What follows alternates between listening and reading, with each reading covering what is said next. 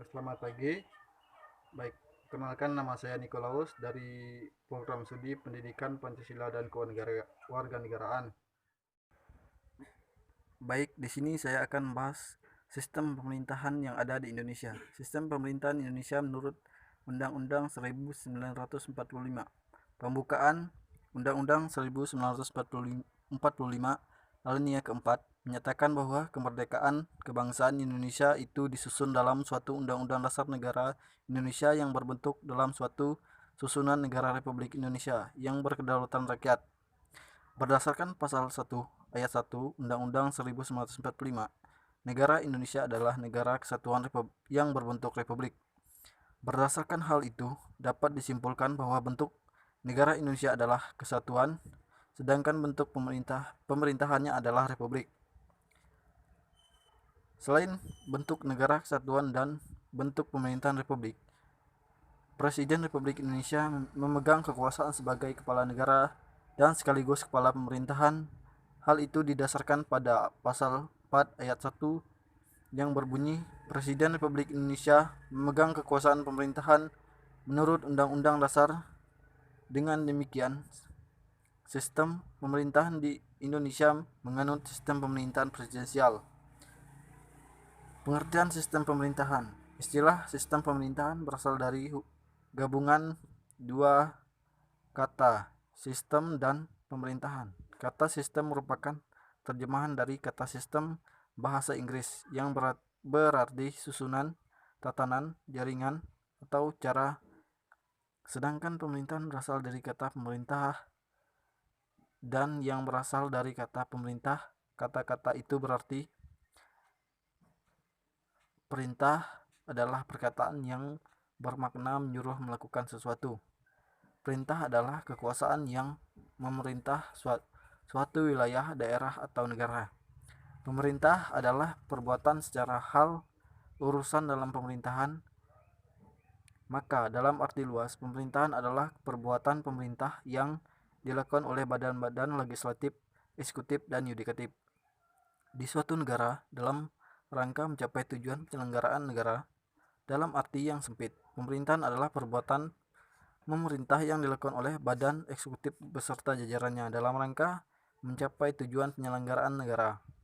Sistem pemerintahan diartikan sebagai suatu tatanan utuh yang terdiri atas berbagai komponen pemerintah yang bekerja saling bergantung dan memengaruhi dalam mencapai tujuan dan fungsi pemerintahan. Kekuasaan dalam suatu negara menurut Montesquieu diklasifikasikan menjadi tiga, yaitu kekuasaan eksekutif yang berarti kekuasaan menjalankan undang-undang atau kekuasaan menjalankan pemerintahan. Kekuasaan legislatif yang berarti kekuasaan bentuk undang-undang, dan kekuasaan yudikatif yang berarti kekuasaan mengadili terhadap pelanggaran atas undang-undang. Komponen-komponen tersebut secara garis besar meliputi lembaga eksekutif, legislatif, dan yudikatif.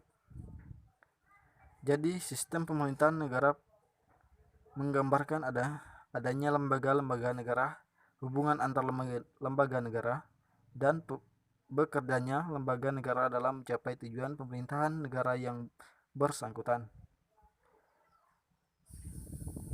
Tujuan pemerintahan negara adalah umumnya didasarkan pada cita-cita atau tujuan negara. Misalnya, tujuan pemerintahan negara Indonesia adalah melindungi segenap bangsa Indonesia dan memajukan kesejahteraan umum, mencerdaskan kehidupan bangsa, serta ikut melaksanakan tertiban dunia yang berdasarkan kemerdekaan, perdamaian abadi, dan keadilan sosial. Lembaga-lembaga yang berada dalam suatu sistem pemerintahan Indonesia bekerja secara bersama dan saling menunjang untuk terwujudnya tujuan dari pemerintahan di negara Indonesia.